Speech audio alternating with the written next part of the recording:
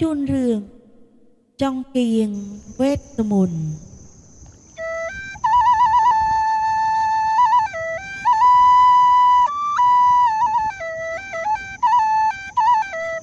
កាលពីយូរលង់ណាស់មកហើយនៅក្នុងព្រៃដល់ជ្រៅមួយ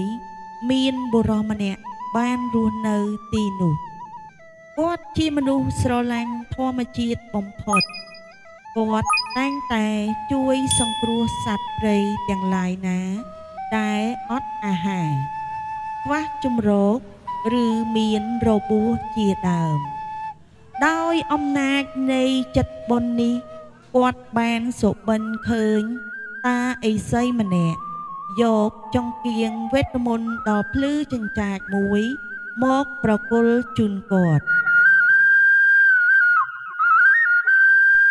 យើងជាអ្នករក្សាព្រៃនេះចូលឯងកាន់ចង្កៀងនេះហើយអុជបំភ្លឺរាល់ពេលដែលឯងសុំពរអ្វីមួយ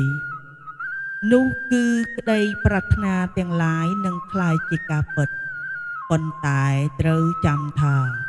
ចង្កៀងនេះឯងអុជបំភ្លឺតែ3ដងប៉ុណ្ណោះ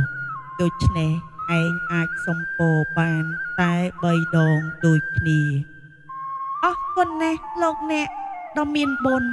ខ្ញុំបាទនឹងទទួលយកវត្ថុស័ក្តិសិទ្ធិនេះរំពេចនោះឥសីក៏អន្តរធានបាត់ទៅចំណែកបុរសចិត្តធម៌ភ្ញាក់ពីសុបិនវិញក៏ឃើញចង្កៀងវេទមន្តនោះនៅចិត្តក្បាលដំណេកគាត់ត្រេកអរណាស់ហើយក៏ចាប់ផ្ដើមសុំពរភ្លាមសូមឲ្យរូបខ្ញុំក្លាយជាព្រះរាជាដែលសោយសុខរហូតទៅពុំមានទុក្ខជាប់ប្រាណនេះគឺជាពរទី1របស់គាត់ខណៈនោះព្រៃភ្នំទាំងឡាយក៏คล้ายទៅជារាជវាំងដ៏ស្រស់ស្អាតលំអដោយត្បូងពេជ្ររចនាភ្លឺភ្លេចអស្ចារ្យដូចប្រទីបជ្វាលា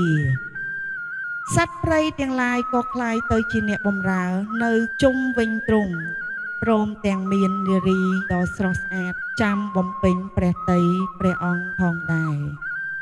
ជារៀងរាល់ថ្ងៃក្នុងរាជវាំងដ៏អស្ចារ្យនោះមានតែពាក្យថាប្រណិតនិងសប្បាយ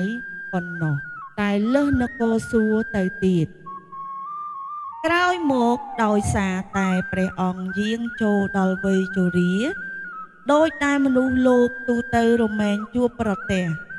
តាមដំណើរធម្មៈទ្រង់ក៏កើតវិតកៈមានសេចក្តីភ័យព្រួយព្រះតី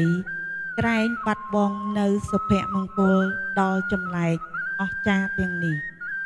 ទ្រង់បានសុំពរពីចង្កៀងវេទមន្តជាលើកទី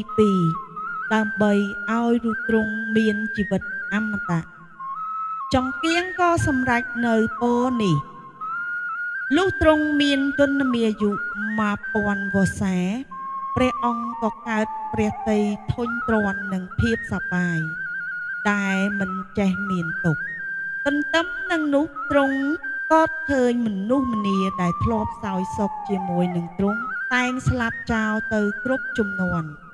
ទ្រង់ចាប់ផ្ដើមឆ្វែងយល់សារជាថ្មីទៅលើទិដ្ឋភាពទាំងអស់នោះ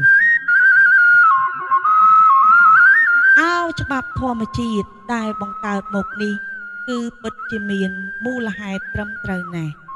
ពិភពលោកតែងតែមានថ្ងៃនិងយប់ហើយមានសុខនិងទុក្ខជាគូនឹងគ្នាសេចក្តីសុខជាអំណោយនៃជីវិតហើយសេចក្តីទុក្ខជួយបំពេញន័យឲ្យជីវិតសេចក្តីសុខកំសាន្តចិត្តមនុស្សហើយសេចក្តីទុក្ខពង្រឹងចិត្តមនុស្សមិនតែប៉ុណ្ណោះច្បាប់ធម្មជាតិប្រទានដល់មនុស្សនៅសេចក្តីស្លាប់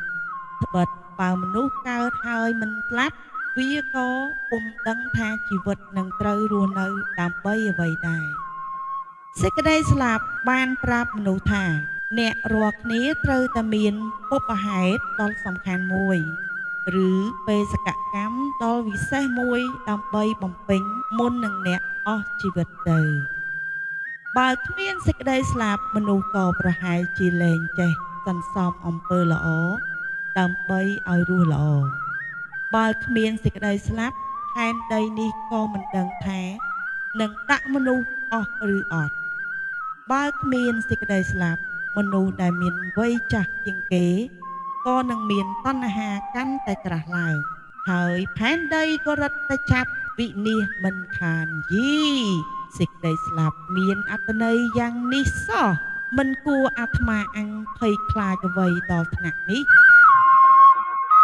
ភ្លាមនោះព្រះអង្គបានអុជបំភ្លឺចង្កៀងវេទមន្តនិងសម្ពោធទី3ដើម្បីឲ្យទ្រង់คล้ายជាមនុស្សដូចដើមគឺមនុស្សដែលមានសុខនិងទុក្ខតាមជាប់ប្រាណនិងមនុស្សដែលមានជីវិតហើយស្លាប់ទៅវិញជាធម្មតាព្រមទាំងរស់នៅជាមួយនឹងធម្មជាតិដល់ស្រស់បំព្រងដោយការគ្រាដើមសំណួរ1តើបរោះចិត្តធម៌សុបិនឃើញអ្វី2តើចង្កៀងវេទមន្តអាចឲ្យគាត់សំពោប៉ុន្មានដង3តើពររបស់គាត់គឺអ្វី